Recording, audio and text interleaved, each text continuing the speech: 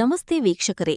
ಬೆಂಗಳೂರು ಗ್ರಾಮಾಂತರ ಜಿಲ್ಲಾಡಳಿತ ಭವನದ ಸಭಾಂಗಣದಲ್ಲಿ ಜಿಲ್ಲಾಡಳಿತ, ಜಿಲ್ಲಾ ಪಂಚಾಯತ್ ಹಾಗೂ ಕನ್ನಡ ಮತ್ತು ಸಂಸ್ಕೃತಿ ಇಲಾಖೆ ಬೆಂಗಳೂರು ಗ್ರಾಮಾಂತರ ಜಿಲ್ಲಾ ವತಿಯಿಂದ ಹಮ್ಮಿಕೊಂಡಿದ್ದ ಶ್ರೀ ನುಲಿಯ ಚಂದಯ್ಯ ಹಾಗೂ ತತ್ವಜ್ಞಾನಿ, ಆಧ್ಯಾತ್ಮಿಕ ಗುರುಗಳಾದ ಬ್ರಹ್ಮಶ್ರೀ ನಾರಾಯಣ ಗುರುಗಳ ಜಯಂತಿಯ ಉದ್ಘಾಟನೆ ನಡೆಯಿತು. ಅಪರ ಜಿಲ್ಲಾಧಿಕಾರಿ ಸಯೀದಾ ಆಯಿಷಾ ಉದ್ಘಾಟಿಸಿ ಮಾತನಾಡಿದರು. ನುಲಿಯ ಚಂದಯ್ಯನವರು 12ನೇ ಶತಮಾನದ ಪ್ರಮುಖ ಶರಣರಲ್ಲಿ ಒಬ್ಬರು. ಅವರು ತಮ್ಮ ಕಾಯಕ, ಭಕ್ತಿ ಮತ್ತು ಸರಳ ಜೀವನದ ಮೂಲಕ ಸಮಾಜಕ್ಕೆ ಉತ್ತಮ ಸಂದೇಶವನ್ನು ನೀಡಿದರು. ನುಲಿಯ ಚಂದಯ್ಯನವರು ಕಾಯಕವೇ ಕೈಲಾಸ ಎಂಬ ಬಸವಣ್ಣನವರ ತತ್ವವನ್ನು ತಮ್ಮ ಜೀವನದಲ್ಲಿ ಅಳವಡಿಸಿಕೊಂಡಿದ್ದರು. ಜಾತಿಭೇದ, ಅಹಂಕಾರ ಮತ್ತು ಮೂಢನಂಬಿಕೆಗಳನ್ನು ವಿರೋಧಿಸಿ ಎಲ್ಲರೂ ಸಮಾನರು ಎಂಬ ಮಾನವೀಯ ಸಂದೇಶವನ್ನು ನೀಡಿದರು. ಅವರ ವಚನಗಳು ಮತ್ತು ಜೀವನಾದರ್ಶಗಳು ಇಂದಿಗೂ ನಮಗೆ ಸ್ಫೂರ್ತಿಯಾಗಿವೆ ಎಂದು ತಿಳಿಸಿದರು. ವಿಶೇಷ ಉಪನ್ಯಾಸಕರಾಗಿ ಕನ್ನಡ ಸಾಹಿತ್ಯ ಪರಿಷತ್ ಬೆಂಗಳೂರು ಗ್ರಾಮಾಂತರ ಜಿಲ್ಲಾಧ್ಯಕ್ಷರಾದ ಪ್ರೊಫೆಸರ್ ಕೃಷ್ಣಪ್ಪನವರು ಉಪನ್ಯಾಸ ನೀಡಿದರು. ದೇವನಹಳ್ಳಿ ವಿಧಾನಸಭಾ ಕ್ಷೇತ್ರದ ಮಾಜಿ ಶಾಸಕ ಜಿ. ಚಂದ್ರಣ್ಣ ಮಾತನಾಡಿದರು.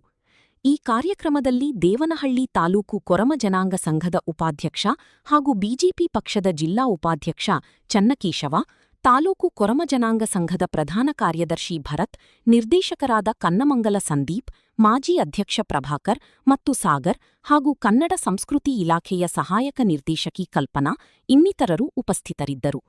ವರದಿ ರಾಜುಗೌಡ.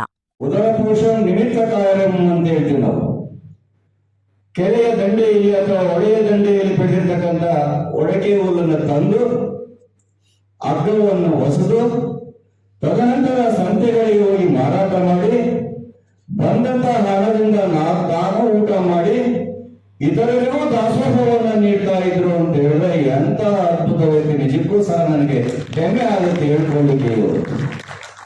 ಇವತ್ತು ಸಮಾಜದಲ್ಲಿ ಎಲ್ಲ ಹುಡುಗರು ಅಧಿಕವಾಗಿದ್ದಾರೆ ನಿಜ. ನಾವು ಶ್ರೀಮಂತ ಮನೆ ಬಾಗಿಲಲ್ಲಿ ಹೋದಾಗ ನೋಡಿದ್ದೀರ ಸಭೆ ನಾಯಿಗಳಿಗೆ ಎಚ್ಚರಿಕೆ ಅಂತ ನಾಮಫಲಕ ಹಾಕ್ಬಿಟ್ಟಿರ್ತಾರೆ.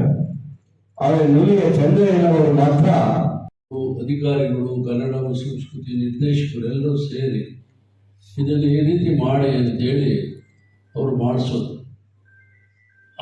ಆ ಕಾರ್ಯಕ್ರಮವನ್ನು ಮಾಡಿಕೊಟ್ಟಂಥ ಬಸವರಾಜ ಬೊಮ್ಮಾಯಿಯವರು ಇವತ್ತು ಭಾಳಷ್ಟು ನಾನು ನೆನೆಸ್ಕೊಳ್ತೀನಿ. ಯಾಕೆಂದ್ರೆ ಜೀವನ ಪೂರ್ತಿ ನಮ್ಮ ಸಮಾಜವನ್ನು ಕಂಡು ಅರಿಯದೇ ಇದ್ದಂಥ ಅನೇಕ ಲಕ್ಷಾಂತರ ಜನರು ನಮ್ಮೂರಿಗೆ ಗೊತ್ತಿಲ್ಲ, ಬೇರೆಯವ್ರಿಗಲ್ಲ. ಆ ರೀತಿ ಕಾರ್ಯಕ್ರಮ ಆಗಬೇಕು ಅಂತ ಒಂದು ಹೋರಾಟ ಥರ ಮಾಡಿ ಒಂದೂವರೆ ವರ್ಷ ನಾನು ಅದನ್ನು ಬಿಡದೆ ನಮ್ಮ ಜೊತೆಯಲ್ಲಿ ರಾಜ್ಯದ ಅಧ್ಯಕ್ಷರು ಆ ಕಡೆ ಉತ್ತರ ಕರ್ನಾಟಕ